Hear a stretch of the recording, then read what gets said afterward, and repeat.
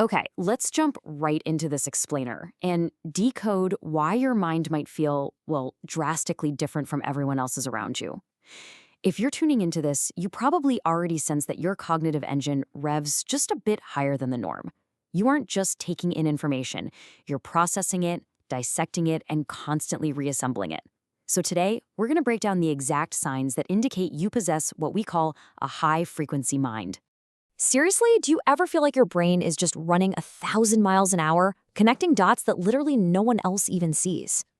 It's a remarkably common yet honestly pretty isolating experience. You might be sitting in a standard, everyday meeting, or just grabbing a casual coffee. And while everyone else is perfectly content focusing on the simple task at hand, your brain is already 10 steps ahead. You're weaving together variables that seem totally unrelated to everyone else in the room. Listen, if your mind feels faster or deeper like that, I really want you to hear this loud and clear. You are not broken. Not at all. You are just operating on a higher cognitive frequency. And this isn't just about speed, right?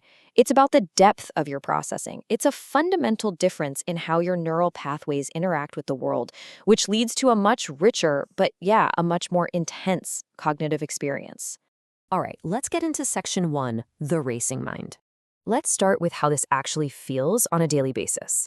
One of the biggest markers, and this is sign 7 in our framework, is that even when you actively try to relax, your mind basically has no off switch. While you're supposedly just chilling watching a movie or trying to fall asleep, your background processes are still running on overdrive. You're analyzing past conversations, planning out complex scenarios, imagining different outcomes. Your brain is, for all intents and purposes, a perpetual motion machine. Moving right along to section 2. Connecting the unconnected. So, how exactly does this racing mind process information? Ask yourself this. Do you find yourself connecting ideas that other people think have absolutely nothing to do with each other? Like, you might be discussing global economics, and suddenly you see a flawless parallel in biological ecosystems, or maybe historical architecture. To your peers, it's completely bewildering. But to you, the connection is blindingly obvious. And that brings us to sign 1, hyperconnectivity. Scientifically speaking, this is known as associative integration. It's the specific cognitive process where your brain actively builds bridges between completely unrelated concepts to form entirely new insights. It's like a giant puzzle. You aren't just overthinking. Your brain is hardwired to refuse rest until it maps every single detail to a larger unified system. Because of all that mental mapping, we arrive at sign 2. Rather than passively accepting what is right in front of you, you constantly think in what-ifs. You're continuously exploring alternative outcomes, weighing multiple possibilities, and frankly, refusing to just accept surface-level reality. And you know what? That relentless curiosity is exactly what makes high-frequency minds such absolute rock stars at problem-solving. Okay, section 3, inner worlds and self-reflection. Let's turn inward for a second because processing your own internal landscape can often be the most exhausting part of the whole shebang. Sign 3 is having a remarkably high self-reflective capacity. Basically, you see your own flaws with scary clarity. Because your brain is so exceptionally good at analyzing patterns out in the real world, it naturally turns that harsh spotlight inward, dissecting your own behavior with unmatched precision. And all of that intense internal processing leads directly to sign 4, a deep friction where your vivid inner world is often far more stimulating than the real outside world. Think about it. When you can mentally construct entire universes, explore deep philosophical debates, and visualize grand, intricate plans all in your head, everyday mundane reality can sometimes feel, well, kind of dull in comparison. Which brings us to section 4, the search for meaning. As we zoom out to look at how this mind interacts with the broader universe, we hit sign 5. A constant, deep need for meaning heavily outweighs surface-level living. To a high-frequency mind, engaging in small talk, keeping up with trivial trends, or just going through the motions, it just feels completely empty. You are fundamentally wired to seek out depth, purpose, and profound connection in absolutely everything you dedicate your time to.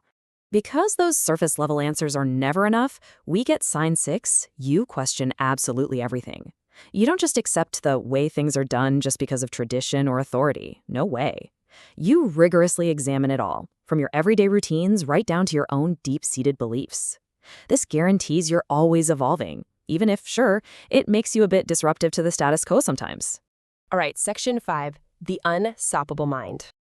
Look, when we take a step back and look at all these signs together, the hyperconnectivity, the vivid inner world, the relentless questioning, it is completely understandable why you might feel drained. Operating on this frequency is relentlessly demanding. But we absolutely must reframe this reality. This isn't some anxiety disorder or just mere overthinking. It is the exact mark of a gifted mind.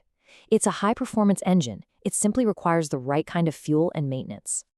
Finally, Section 6, Mastering Your Mind. So, how do we actually stop being a passenger to our own intellect? To truly thrive, you have to transition through 3 crucial phases. Step 1, you have to acknowledge and experience the exhaustion. Validate it. It's a real byproduct of your processing power. Step 2, recognize that this heavy cognitive load is actually a profound gift. It's your superpower. And finally, Step 3, take control and master your mind.